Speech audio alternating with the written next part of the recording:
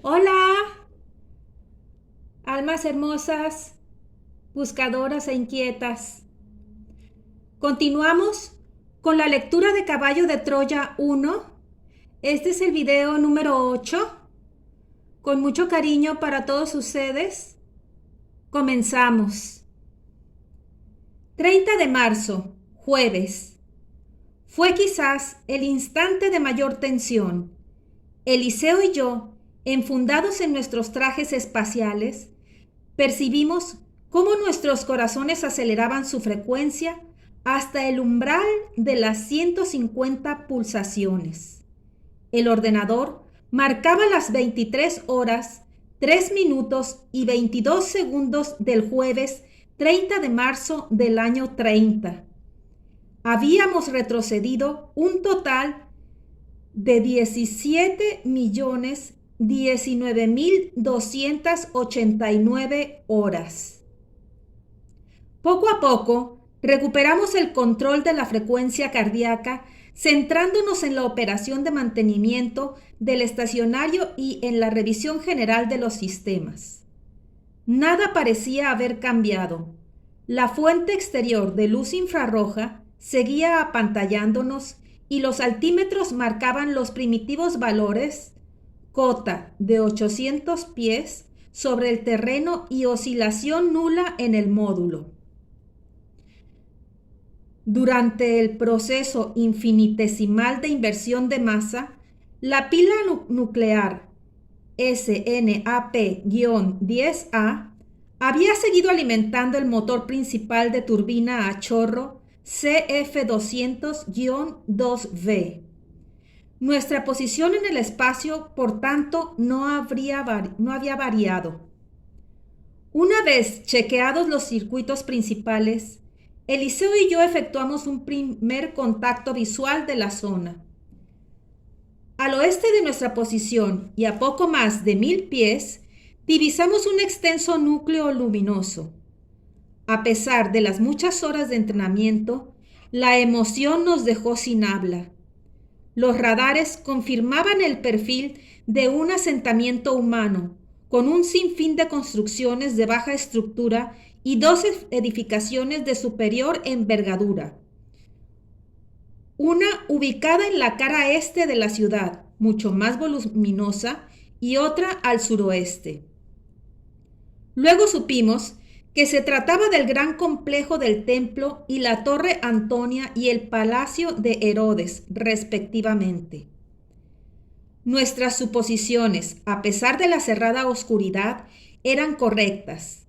Aquellas luces amarillas y parpadeantes correspondían a la ciudad santa de Jerusalén. La totalidad del núcleo urbano aparecía cerrado por una muralla. Un segundo muro, de características muy similares al que constituía el perímetro de la población, dividía Jerusalén por su tercio norte, justamente desde la cara oeste del templo a la fachada norte del Palacio Herodiano. Al este-sureste de nuestro módulo se apreciaban igualmente otros 2 grupos de luces mortecinas, infinitamente más pequeñas que el primero y situados prácticamente en la falda del monte sobre el que nos encontrábamos estacionados y que presumíamos como el Olivete. Los equipos de ondas de 740 milímetros de longitud remitieron unas primeras y confusas imágenes de estos núcleos humanos, no siendo posible confirmar si, como sospechábamos, se trataba de las aldeas de Betania y Betfagé. Tras aquel primer rastreo de nuestros inmediatos alrededores, mi hermano de exploración y yo ejecutamos la segunda fase del plan, una nueva inversión de masa, con el fin de polarizar los ejes de los swivels hasta la hora límite, que nos serviría de auténtico punto de partida para un posterior descenso sobre la cumbre del Olivete. A las 23 horas y 33 minutos, el módulo retrocedió en el tiempo, apareciendo 15 horas antes. aunque el caudal del generador atómico nos hubiera permitido el mantenimiento de la nave en estacionario hasta el amanecer del día siguiente, 31 de enero, los objetivos de la exploración recomendaban esta segunda inclinación de los ángulos del tiempo de los swivels hasta alcanzar las 8 horas y 33 minutos del 30 de enero del año 30. Aunque no deseo adelantar acontecimientos, nuestras fuentes informativas previas apuntaban al viernes 31 de enero, como la fecha en que el maestro de Galilea entró en Betania, procedente de la vecina ciudad de Jericó, situada a unos 34 kilómetros de la citada población de Betania, donde residía la familia de Lázaro. Si todo discurría con normalidad, yo debería estar ahí con una antelación aproximada de 24 horas. ¿Cómo poder describir aquel amanecer del 30 de enero sobre la vertical del Monte de los Olivos? El sol naciente había apagado las antorchas de Jerusalén, ofreciendo a nuestros atónitos ojos un inmenso racimo de casitas blancas y ocres, apretadas las unas contra las otras y rotas en 1000 direcciones por quebradas callejuelas. Y destacando sobre aquel mosaico una formidable fortaleza rectangular levantada en la cara este de la ciudad, era el templo erigido por Herodes el Grande, con inmensas columnatas limitando espacios, patios y atrios. Tal y como había descrito el historiador Flavio Josefo, una brillante cúpula correspondiente al santuario resplandecía cual montaña cubierta de nieve. De norte a sur, al pie de la muralla del este de Jerusalén, divisamos el cauce seco y afilado de una torrentera que identificamos como el Cedrón. Hacia el este-sureste, ligeramente difuminada por una colina, se perdía en el horizonte la hoya del Mar Muerto. Su superficie azul espejeaba tímidamente, resaltando como un milagro sobre las resecas y cenicientas ondulaciones del desierto de Judá. Mucho más al fondo, perdidas en un verde azul inverosímil, las estribaciones de Moab. Alborozados, Eliseo y yo descubrimos, junto al vértice sur de las murallas de la ciudad santa, el diminuto rectángulo de aguas marrones que, según nuestras cartas, tenía que corresponder a la piscina de Siloé. En esa misma dirección y a escasa distancia de los muros, una ladera moría en el lecho del Cedrón. En ese paraje, conocido como la tierra marchita de Hakeldama, debería ocurrir el trágico final de Judas Iscariote. Y bajo el módulo, un promontorio que se estiraba en paralelo a la gran muralla este de Jerusalén, se trataba efectivamente del Monte Olivete, repleto de olivares. Las primeras inspecciones, mediante sistemas de ecosonda, confirmaron la abundancia de un terreno calcáreo en un amplio radio alrededor de Jerusalén. Los equipos de análisis de entornos, basados en un procedimiento estereográfico muy similar a los rayos X, ratificaron la presencia de vegetación en un cinturón aproximado de 16.650 kilómetros. Toda la franja norte y noroeste de la ciudad presentaba una extraordinaria abundancia de huertos y plantaciones de árboles frutales. Al sur y sureste, especialmente en la masa del Olivete, eran mucho más frecuentes los olivares, destacando aquí y allá alineaciones de viñedos. Estos crecían sobre todo en la colina occidental del Valle del Cedrón y más exactamente al sur de la explanada del templo. Como detalle curioso, diré que nuestros dispositivos detectaron al suroeste de la ciudad un pequeño núcleo urbano. Luego supimos que se trataba de la aldea de Erebintón, en cuyo entorno crecían amplias plantaciones de garbanzos.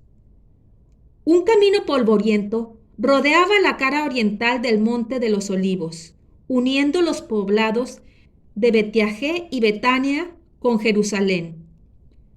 Los aledaños de estas aldeas se veían igualmente cuajados de palmeras, higueras y sicomoros.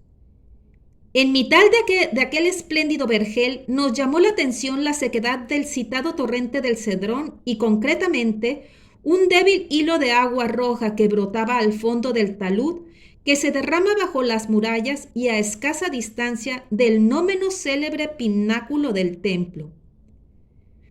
En una de mis incursiones al interior de la ciudad santa, tendría la ocasión de desentrañar el misterio de aquel hilo de agua roja. Antes de proceder al descenso definitivo sobre la cumbre del Olivete, mi compañero y yo terminamos las mediaciones topográficas. Algunos de estos cálculos, sinceramente, desbordaron nuestra capacidad de asombro. Las medidas del templo, por ejemplo, eran portentosas. Aquel rectángulo, que ocupaba algo más de la quinta parte de la superficie de la ciudad, aparecía cerrado por robustas murallas de 150 pies de altura. Su cara norte, conocida como el atrio de los gentiles, y a cuyo extremo más occidental se hallaba adosada a la torre de Antonia, medía 900 pies de longitud. Frente al Olivete, la fachada este del templo, toda ella en mármol blanco, alcanzaba los 1285,5 pies. La muralla occidental era prácticamente de las mismas dimensiones que la anterior y por último la cara sur, que cerraba el recinto sagrado en la que se distinguían desde el módulo dos amplias puertas. Arrojó 801 pies de longitud. En cuanto al templo de Herodes propiamente dicho, que se levantaba en el centro de aquel gran rectángulo, los equipos nos proporcionaron 578,4 pies de longitud por 417,6 pies de anchura. La fortaleza o Torre Antonia, residencia del representante del César durante las fiestas más sobresalientes de los judíos, se elevaba sobre una cota de 2.220 pies sobre el nivel del mar. Era otra soberbia construcción de 450 por 384 pies, flanqueada en sus cuatro esquinas por sendas y poderosas torres de 105 pies de altura cada una. Al oeste de la ciudad, en la cota más alta de Jerusalén, 2.280 pies, la familia Herodes había emplazado su residencia fortaleza. El palacio y los jardines reales ocupaban una franja de terreno junto a la mencionada muralla más occidental de la ciudad santa de 900 por 300 pies. La edificación sobresalía por sus tres espigadas torres de 120,90 y 75 pies respectivamente. Desde el ala norte del Palacio Herodiano, tal y como nuestros radares habían detectado la noche anterior, se extendía otra muralla hasta la mitad, poco más o menos de la cara oeste del templo, dividiendo a la ciudad en dos sectores. Las dimensiones, en definitiva, de Jerusalén eran las siguientes. Longitud máxima desde la Torre Antonia hasta el vértice sur, 3.696 pies. En este ángulo sur de la ciudad, junto a la piscina de Siloé, detectamos la cota más baja del terreno, 1.980 pies. La anchura de la ciudad santa, contando desde el muro exterior occidental correspondiente al palacio de Herodes hasta el pináculo del templo, 2.667,6 pies. La inexpugnable muralla que guardaba Jerusalén se levantaba a 225 pies sobre la superficie del valle. El curso del Cedrón oscilaba entre los 1.860 pies en su cota más baja frente a Hakeldama y al espolón que forman las murallas al sur de la población, y los 2.040 pies a su paso frente al huerto de Getsemaní en la falda occidental del Olivete. El ordenador computó la longitud total de la muralla exterior de la ciudad, registrando en pantalla 11.378,1 pies. Por su parte, el muro que cruzaba entre las viviendas, dividiendo a Jerusalén en dos ciudades perfectamente diferenciadas, como tendrían ocasión de comprobar en persona, tenía una longitud aproximada de 1.446,6 pies. En nuestra vertical, el Monte de los Olivos ofrecía dos cotas máximas, 2.220 pies frente a la piscina de Siloé, es decir, al sur de la ciudad, y 2.454 pies, elevación máxima, frente al templo. El huerto de Getsemaní, localizado en una cota inferior a estas, se hallaba a una distancia de 739,2 pies, en línea recta desde la ladera al muro oriental del templo. Aquella cota máxima del Olivete, 2.454 pies sobre el nivel del mar, estaba situada a unos 180 pies por encima del templo. Esto, unido a la localización por nuestros equipos de una pequeña formación rocosa que despuntaba en dicha cima, entre un mar de olivos, nos decidió establecer nuestro punto de contacto sobre el reducido calvero de dura piedra caliza. A las 10:15, el módulo se posó, al fin, sobre la cumbre del Monte de los Olivos. En un primer tanteo, los 4 pies extensibles de la cuna se hundieron ligeramente entre las lajas rocosas. Finalmente, la nave quedó estabilizada y nosotros procedimos a la desactivación del motor principal.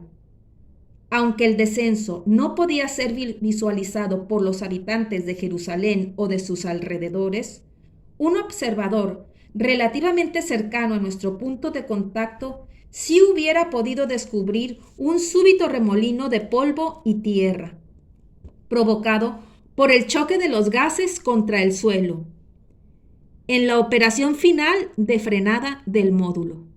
Por fortuna, aquella polvadera desapareció un poco más de 60 segundos, así como el agudo silbido del reactor.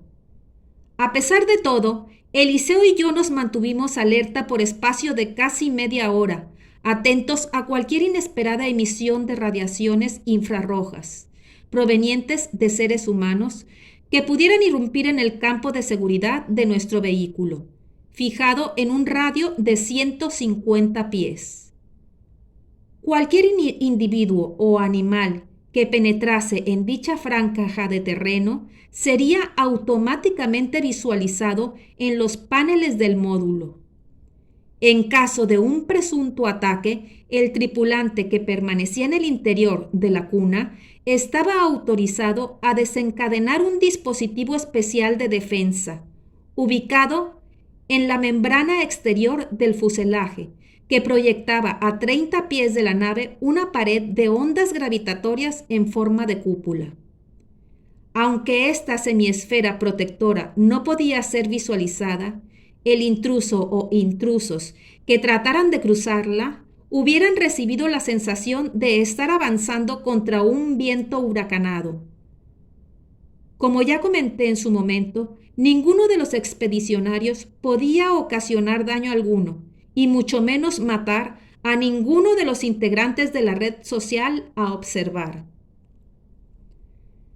Hacia las 11 horas, tras verificar la temperatura en superficie, 11,6 grados centígrados, la humedad relativa 57%, la dirección e intensidad del viento, ligera brisa del noroeste y otros valores más complejos de carácter biológico, inicié los últimos preparativos para mi definitiva salida al exterior. Mientras Eliseo seguía vigilando nuestro entorno, me desnudé, procediendo a una meticulosa revisión de mi cuerpo. Debía desembarazarme de cualquier objeto impropio en aquella época: reloj de pulsera, una cadena con una chapa de identidad, obligatoria en las Fuerzas Armadas, y una pequeña sortija de oro que siempre había llevado en el dedo meñique izquierdo. Acto seguido, me sometí a la pulverización mediante una tabera de aspersión del tronco, vientre, genitales, espalda y base del cuello y nuca, enfundándome así en la obligada defensa que llamábamos piel de serpiente. Como ya he referido en otro momento, esta segunda epidermis era una fina película cuya sustancia base la constituye un compuesto de silicio en disolución coloidal en un producto volátil. Este líquido, al ser pulverizado sobre la piel, evapora rápidamente el diluyente, quedando recubierta aquella de una delgada capa o película opaca porosa de carácter antielectrostático. Su color puede variar según la misión, pudiendo ser utilizada incluso como un código cuando se trabaja en grupo. Sin embargo, y con el fin de evitar posibles y desagradables sorpresas, yo prefería ajustarme una epidermis absolutamente transparente. Caballo de Troya había estudiado con idéntica escrupulosidad el atuendo que llevaría durante aquellos 11 días, puesto que debía hacerme pasar por un honrado comerciante extranjero, griego por más señas. Los expertos habían preparado un doble juego de vestiduras, una falda corta o faldellín, marrón oscuro, una sencilla túnica de color hueso, un cíngulo o ceñidor trenzado con cuerdas egipcias que sujetaba la túnica y un incómodo manto o ropón susceptible de ser enrollado en torno al cuerpo o suspendido sobre los hombros. La engorrosa clamis, que a punto estuve de perder en varios momentos de mi exploración, había sido confeccionada a mano, al igual que la túnica, con la lana de las montañas de Judea y teñida con glasto hasta proporcionarle un discreto color azul celeste. Para la confección de ambas túnicas, los expertos habían contratado los servicios de hábiles tejedores de Siria, herederos del antiguo núcleo comercial de Palmira, que aún manipulaban el lino bayal. En previsión de un eventual fallo del dispositivo de transmisión auditiva que llevaba incorporado en el interior de mi oído derecho, Curtis había ordenado que la clamis dispusiera de una hebilla de 5 centímetros con la que poder sujetar el pallium o manto sobre mi hombro izquierdo. Esta hebilla de bronce encerraba un microtransmisor capaz de emitir mensajes de corta duración mediante impulsos electromagnéticos de 0,000185 segundos cada uno. De esta forma, quedaba garantizada una eficaz y permanente conexión con la base. En cuanto al calzado, habían sido diseñados 2 pares de sandalias con suelo de esparto, trenzado en las montañas turcas de Ankara. Cada ejemplar fue perforado manualmente, incrustando en los bordes de las suelas sendas parejas de finas tiras de cuero de vaca, convenientemente empecinadas. Cada cordón de 50 centímetros permitía sujetar el rústico calzado con holgura suficiente como para poder enrollarlo en 4 vueltas a la canilla de las piernas. Un mes antes del lanzamiento, con el fin de simplificar mi aseo diario durante el gran viaje, dejé crecer mi barba de forma desordenada.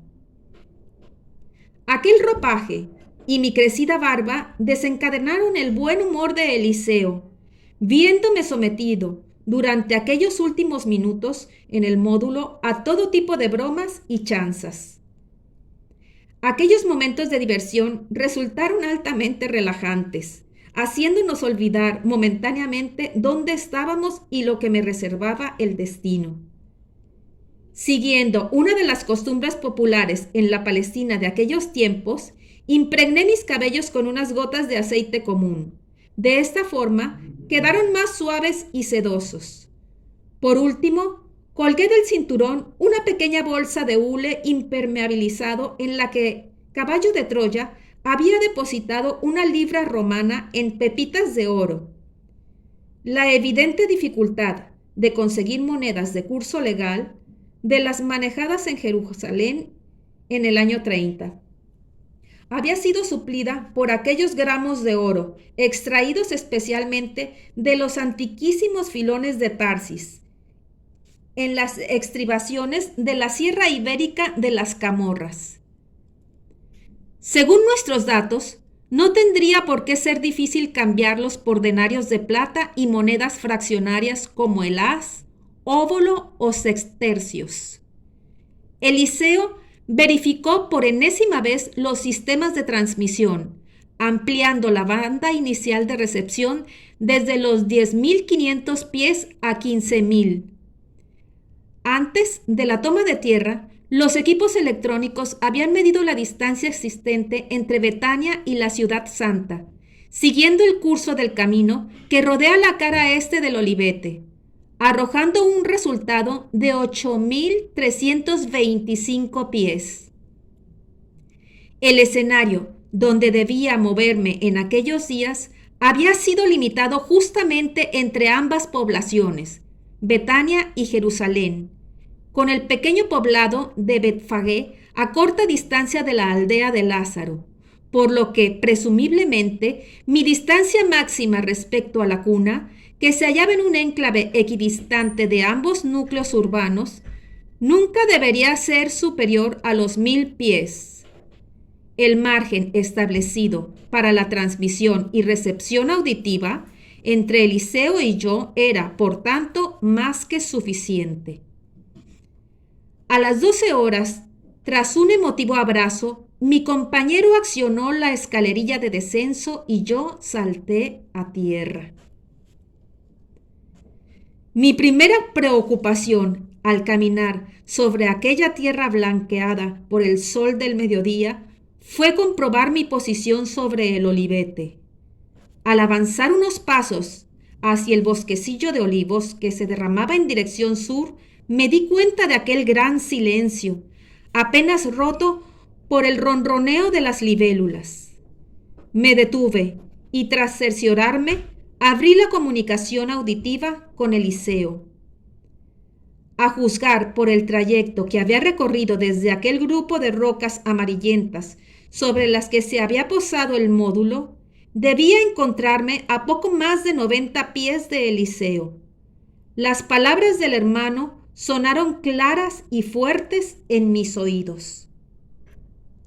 Es muy posible que la razón de ese silencio, argumentó Eliseo, se deba a la presencia de la cuna. A pesar del apantallamiento, algunos animales han podido detectar las emisiones de ondas. Algo más tranquilo, proseguí mi detallada localización de puntos de referencia, vitales para un posible y precipitado retorno hasta la nave. Aunque el microtransmisor de la hebilla actuaba al mismo tiempo como radiofaro omnidireccional con señales VHF de ultra alta frecuencia, haciendo posible de esta forma que uno de los radares de a bordo pudiera recibir mi eco ininterrumpidamente y en un radio estimado de 50 millas, yo no estaba autorizado a portar un sistema de localización del invisible módulo. La naturaleza de mi misión había desaconsejado a los responsables de Caballo de Troya la inclusión en mi escasa impedimenta de una de las balizas de tipo manual, que operan en frecuencia de 75 megaciclos y que hubiera resultado utilísima para mi reencuentro con la cuna. Debería valerme, en suma, de mi sentido de la orientación al menos hasta el límite de la zona de seguridad de la nave, a 150 pies de la misma. Una vez dentro de ese círculo, Eliseo podía conducirme mediante el transmisor incorporado a mi oído. Gracias a Dios, el punto de contacto se hallaba en una de las cotas máximas del Olivete. Esta circunstancia, unida a la presencia del reducido calvero pedregoso, hacía relativamente cómoda la ubicación del asentamiento de nuestro vehículo, tanto si se ascendía por la ladera oriental, que muere en Betania, o por la occidental, que desemboca en la barranca del Cedrón. Revisé fugazmente mi atuendo y con paso cauteloso me adentré en el olivar. A mi derecha, entre las epilépticas ramas de añosos olivos, se distinguía la dorada cúpula del templo y buena parte de las murallas de Jerusalén. Pero, a pesar de mis intensos deseos de aproximarme hasta el filo occidental de la montaña de las aceitunas, como también llamaban los israelitas al olivete, y disfrutar de aquel espectáculo inigualable que era la ciudad santa, me ceñí al plan previsto e inicié el descenso por la vertiente sur, a la búsqueda del camino que habíamos divisado desde el aire y que me conduciría hasta Betania. De pronto, al inclinarme para esquivar una de las frondosas ramas, advertí con cierto sobresalto lo llamativo de mi calzado, sospechosamente pulcro como para pertenecer a un andariego e inquieto comerciante extranjero. Sin dudarlo, me senté en una de las raíces de un vetusto olivo y después de echar una mirada a mi alrededor, agarré varios puñados de aquella tierra ocre y esponjosa, restregándola contra el esparto y las ligaduras. El inesperado alto en el camino fue registrado en el módulo y Eliseo se interesó por mi seguridad. ¿Algún problema, Jasón? A partir de mi salida de la cuna, aquel iba a ser mi indicativo de guerra. El nombre de Jasón había sido tomado del héroe de los tesalios y beocios, jefe de la famosa expedición de los argonautas, cantada por el poeta griego Apolonio de Rodas y por el viaje épico latino Valerio Flaco. Yo había aceptado tal denominación, aunque era consciente de que jamás había tenido madera de héroe y que mi misión en Caballo de Troya no era precisamente la búsqueda del vellocino de oro, en el que tanto esfuerzo había puesto el bueno de Jasón. Tras explicar a Eliseo aquel momentáneo contratiempo, reanudé la marcha, atento siempre a mi posible primer encuentro con los habitantes de la zona. Cuando había caminado algo más de 300 pasos, dejé atrás el olivar. Frente a mí se abría una pradera, sombreada por 2 corpulentos cedros de casi 40 metros de altura. El corazón me golpeó en el pecho. Bajo aquellos árboles habían sido plantadas 4 grandes tiendas. Durante algunos segundos no supe cómo reaccionar. Me quedé quieto, indeciso. Bajo las lonas oscuras de las tiendas se agitaban numerosos individuos. Presioné mi oído derecho y Eliseo apareció al instante.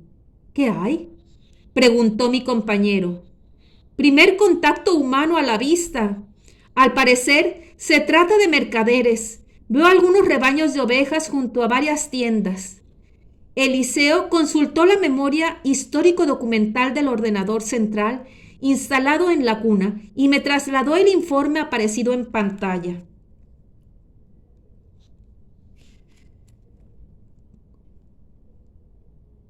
Conforme fui aproximándome a las tiendas, mi excitación fue en aumento. Aquella podía ser mi primera oportunidad, no solo de entablar contacto con los israelitas, sino de practicar mi arameo galilaico o griego. Al entrar entre las tiendas, un tufo indescriptible, mezcla de ganado lanar, humo y aceite cocinado, a punto estuve de jugarme una mala pasada. 3 de las tiendas habían sido acondicionadas como apriscos. Bajo las carpas de lona renegrida y remendadas por doquier, se apiñaban unos 150 corderos y carneros. En la 4ª tienda se alineaban grandes tinajas con aceite y harina. Al amparo de esta última, un grupo de hombres con amplias túnicas rojas, azules y blancas formaban corro, sentados sobre sus mantos. A corta distancia, Fuera de la sombra de la lona, varias mujeres, casi todas con largas túnicas verdes, se afanaban en torno a una fogata. Junto a ellas, algunos niños semidesnudos y de cabezas rapadas ayudaban en lo que supuse se trataba del almuerzo común. Una olla de grandes dimensiones borboteaba sobre la candela, sujeta por un aro y 3 pies de hierro tan hollinientos como la panza de la marmita. Varias jovencitas, con el rostro cubierto por un velo blanco y sendas diademas sobre la frente, permanecían arrodilladas junto a unas piedras rectangulares. Mecánicamente, cada muchacha tomaba un puñado de grano de un saco situado junto al grupo y lo depositaba sobre la superficie de la piedra, ligeramente cóncava.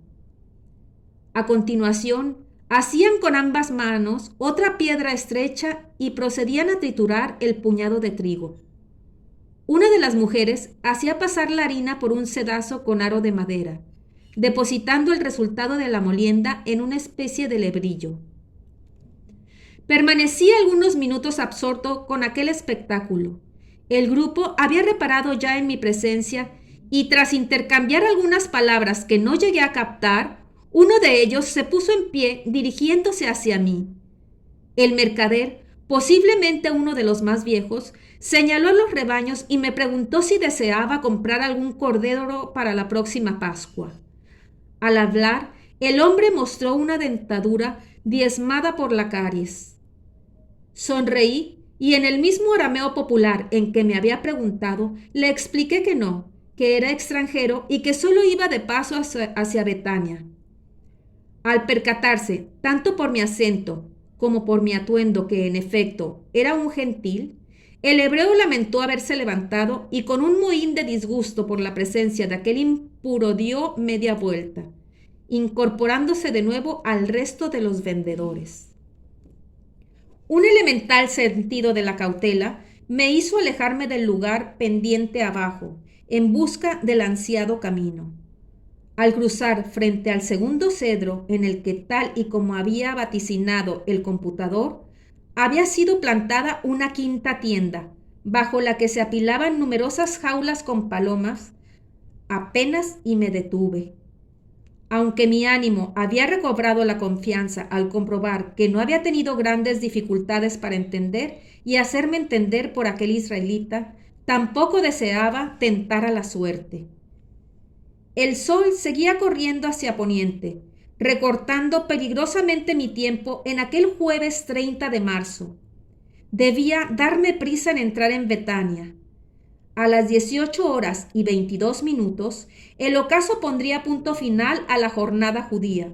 Para ese momento, yo debería tener resuelto mi contacto con la familia de Lázaro. Apreté el paso y pronto me situé en la cornisa de un pequeño terraplén. Allí terminaba la falda del Olivete. A mis pies, a unos 5 o 6 metros, apareció el camino que unía Jerusalén con Jericó, pasando por Betania. Desde mi improvisada atalaya se distinguían grupos de caminantes que iban y venían en uno y otro sentido. Eran en su mayoría peregrinos que acudían a la ciudad santa o que salían del recinto amurallado camino de sus campamentos. A ambos lados de la polvorienta calzada, perdiéndose en el horizonte, se extendía una abigarrada masa de tiendas e improvisados tenderetes. Me deslicé hasta el camino y comuniqué al módulo mi intención de iniciar la marcha en dirección este, es decir, en sentido opuesto a Jerusalén. Pronto comprobé que aquellas gentes eran casi en su totalidad galileos, llegados en sucesivas caravanas y que de acuerdo con una ancestral costumbre solían acampar a este lado de la ciudad. La fiesta de la Pascua, una de las más solemnes del año, reunía en Jerusalén a cientos de miles de israelitas procedentes de las distintas provincias y del extranjero. Aquel año, además, la solemnidad era doblemente importante al coincidir dicha Pascua en sábado. El alojamiento en Jerusalén Debía ser harto difícil y los peregrinos terminaban por acomodarse en los alrededores. Entre las tiendas distinguía decenas de mujeres y niños, ocupados en animadas conversaciones o afanados en el arreglo de sus frágiles pabellones de pieles y telas multicolores. A pesar de no estar obligados a participar en la fiesta, estaba claro que las familias judías acudían en su totalidad hasta la Ciudad Santa, y allí permanecían durante los días y noches previos a los sagrados gritos de la ofrenda y de la cena pascual. Mientras caminaba entre aquella multitud alegre, variopinta y parlanchina, empecé a intuir cómo pudo ser, cómo iba a ser la entrada triunfal de Jesús de Nazaret en las primeras horas de la tarde del domingo en Jerusalén. Con gran contento por mi parte, ninguno de los acampados o de los peregrinos que se cruzaban conmigo mostraban el menor asombro al verme. Sin embargo, mi inquietud creció al divisar al fondo del camino un grupo de jinetes, perteneciente a la guarnición romana en Jerusalén, que regresaba seguramente a sus acuartelamientos en la fortaleza Antonia. Como medida precautoria y fingiendo cansancio, me senté al borde del sendero, al pie de una de las tiendas. Instintivamente me llevé la mano al oído y bajando el tono de mi voz comuniqué a Eliseo la proximidad de la patrulla. Mi hermano, previa consulta al ordenador, me proporcionó algunos datos sobre los soldados. Puede tratarse de una pequeña unidad, un turmae, formada por unos 33 jinetes. La legión con base en Cesarea dispone de 5.600 hombres, de los que 120 pertenecen a la caballería. La presencia de una de las 4 turmae en Jerusalén puede significar que Poncio Pilato se ha trasladado ya a su residencia en la Torre Antonia para administrar justicia durante la Pascua. Atención, añadió Eliseo. Santa Claus especifica que estos jinetes pueden proceder de las tierras germánicas. Su extracción social muy baja y su comportamiento especialmente agresivo para con los judíos. Cada una de estas unidades está mandada por 3 oficiales, decuriones, cabezas de fila. La advertencia de Santa Claus era acertada. Los jinetes avanzaban al paso, apartando a los descuidados con las afiladas bases de hierro de sus pilsum o lanzas. En total, llegué a contar 33 soldados perfectamente uniformados con oscuras cotas de malla, cascos dorados y relucientes, grebas, largas espadas al cinto y escudos hexagonales orlados con un borde metálico. La totalidad de los caballeros vestían unos pantalones rojizos bastante ajustados y hasta la mitad de la pierna. Marchaban de 3 en fondo, ocupando prácticamente la totalidad del camino. Al pasar a mi altura, advertí con asombro que, a excepción de los jefes o decuriones, todos eran muy jóvenes, quizá entre los 18 y 30 años. Naturalmente, tampoco podía conceder demasiado crédito a aquella impresión. En el año 30, el promedio de vida podía oscilar alrededor de los 40 años. Cerraba el grupo armado un trío de soldados a lomos de caballos tordos sobre cuyas grupas habían sido amarrados sendos haces de jabalinas, algo más cortas que los pilum, que portaban en la diestra y que posiblemente superaban los 2 metros de longitud. A pesar de estar viéndolo con mis propios ojos, qué difícil me resultó en aquellas primeras horas hacerme a la idea de que había retrocedido en el tiempo y lo que verdaderamente tenía a mi alrededor era la Palestina del emperador Tiberio. Cuando me disponía a levantarme y reanudar el camino, sentí la leve presión de una mano en mi hombro. Al volver el rostro, me encontré con un niño de tez morena y profundos ojos negros. Vestía una corta túnica de amplias mangas y color indefinible. En su mano izquierda sostenía una escudilla de madera con agua. Sin pronunciar una sola palabra, dibujó una sonrisa y me tendió el oscuro recipiente. Mojé mis labios en el agua y le devolví la vasija, agradeciéndole el gesto. ¿De dónde vienes?, le pregunté, acariciándole su cráneo rapado. El pequeño se volvió hacia un pequeño grupo de hombres y mujeres que descansaban en el interior de una tienda. Una de las mujeres, posiblemente su madre, le animó con un gesto de su mano para que respondiera. «Somos de Magdala, señor». «Eso está cerca del lago, ¿no?». El niño asintió con la cabeza. «¿Has oído hablar de Jesús el Nazareno?». Antes de que mi joven amigo llegara a responder, uno de los hombres se adelantó hacia nosotros. Aparentaba unos 35 o 40 años. Lucía una abundante barba negra. Tomó al pequeño por el brazo y preguntó, «¿Es que eres seguidor del Tectón?». Aquella palabra me dejó confuso. «Perdóneme, amigo», le respondí. «Soy extranjero y no sé el significado de esa palabra». El hombre soltó al niño y cruzando los brazos entre los pliegues de su manto, añadió, «Nosotros conocimos a su padre como José, el carpintero y herrero, y así llamamos también a su hijo. Tentado estuve de unirme a aquella familia de Galileos y retrasar mi entrada en Betania. Pero lo pensé 2 veces y comprendí que nadie mejor que Lázaro y sus hermanas para hablarme del Maestro». Mientras proseguía mi camino, pregunté a Eliseo si podía obtener información sobre aquella nueva definición de Jesús. Santa Claus fue muy conciso. El Galileo, efectivamente, recibía el sobrenombre de Tectón, como carpintero, constructor o herrero, de acuerdo con la versión que sobre dicho término hacía el escrito rabínico Shabbat 31.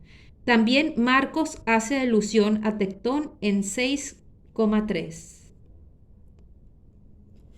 Bueno, mis amadas almas inquietas y buscadoras, me dio gusto compartir con ustedes hoy la lectura y volar en nuestra imaginación. Nos vemos en el próximo video. Que tengan un excelente día y no olviden darle a suscribirse para que puedan continuar el seguimiento de esta hermosa lectura tan interesante. Les sugiero que le den a la campanita para que les esté avisando. Y bueno, pues nos vemos en la próxima lectura, que sería el video número 9. Trataré de hacerlo lo más pronto posible. Y bueno, nos vemos hasta entonces. Gracias.